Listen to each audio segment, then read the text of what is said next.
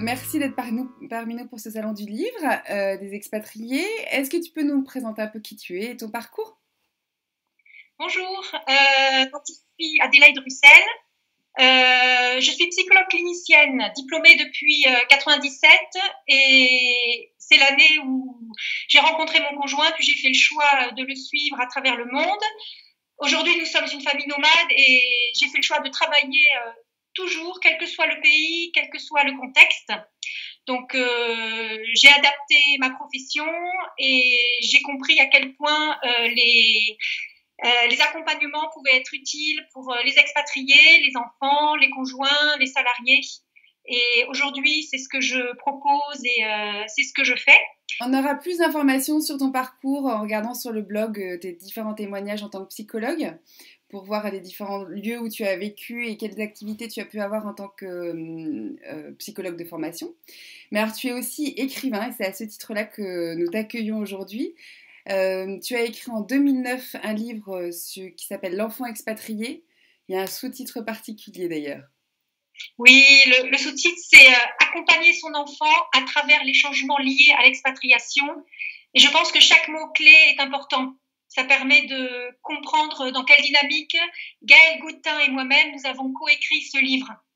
L'objectif, c'était vraiment à l'époque, donc c'est le premier livre qui est paru sur le sujet en langue française pour les parents francophones. Et l'idée, c'était vraiment de travailler ensemble, mettre ensemble tout notre savoir-faire, nos expériences de vie, nos compétences, nos réflexions sur nos enfants expats pour donner le plus d'outils possibles et de clés possibles aux parents, futurs expats ou expatriés au long cours avec leurs enfants qui ont à suivre ce choix de vie qui reste particulier, très intéressant, mais qui reste spécial au niveau des enfants. Donc, Gaëlle, qui est journaliste, m'a proposé de travailler là-dessus en 2007.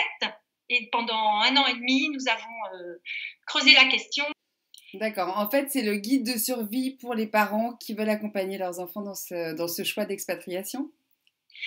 Oui, alors il y a 2 objectifs. Il y a l'idée d'éviter les écueils, d'éviter les difficultés en anticipant et en sachant, en suivant les grandes lignes, sachant ce qu'il faut faire. Et puis la deuxième idée, c'est de voir surtout l'impact positif que cela peut avoir sur l'enfant et de enhance, on dit en anglais, de développer au maximum, prendre tout ce qu'il peut prendre de positif pour se construire un enfant différent et plus riche et qui va jongler entre différentes cultures, différentes langues possibles. Et alors, c'est un livre qu'il faut lire avant de partir en expatriation? Pendant? Les deux. Je pense que, en fait, on l'a créé de façon chronologique, c'est-à-dire la première partie, c'est les préparatifs du départ. La deuxième partie, c'est pendant la vie d'expatrié. Et comme on sait que la vie d'expatriation, c'est un grand cycle où il y a un départ, un vécu et un retour, la troisième partie est le retour. D'accord. Donc, dans le titre de ton livre, vous indiquez que c'est l'enfant expatrié. Quand vous parlez d'enfant, c'est dès le plus jeune âge, dès la naissance, jusqu'à l'adolescence? Oui, alors nous avons fait 2 parties à chaque fois qui reprend les dynamiques psychologiques que peut avoir à traverser l'enfant. Nous avons fait pour le petit enfant, de en gros 0 à 6 ans, et puis pour l'enfant plus grand, nous avons évoqué aussi l'adolescent. Nous parlons quasiment pas du jeune adulte. Mais c'est pour montrer quand même qu'à oui, à chaque étape de vie, il se passe une dynamique interne, une dynamique psychique particulière quand même, des étapes que l'enfant est en train de traverser, dont il faut avoir conscience. Les problématiques ne sont pas les mêmes en fonction des âges. Alors, tu es presque une serial écrivain ou auteur, je ne sais pas. Tu as écrit donc ce livre en 2009 et tu as écrit un deuxième livre. Tu peux juste nous en dire 2 mots? Voilà, donc nous avons tellement bien travaillé avec Gaëlle qu'il s'est créé une dynamique tellement positive que nous avons décidé de retravailler sur le thème du conjoint expatrié.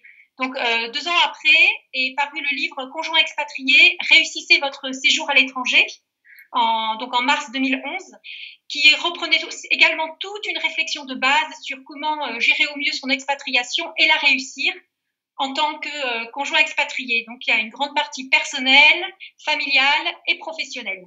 Très bien. Eh bien, écoute, un grand merci. Je vous en prie. Et à bientôt. À très bientôt. Merci à Expat Value. Au revoir.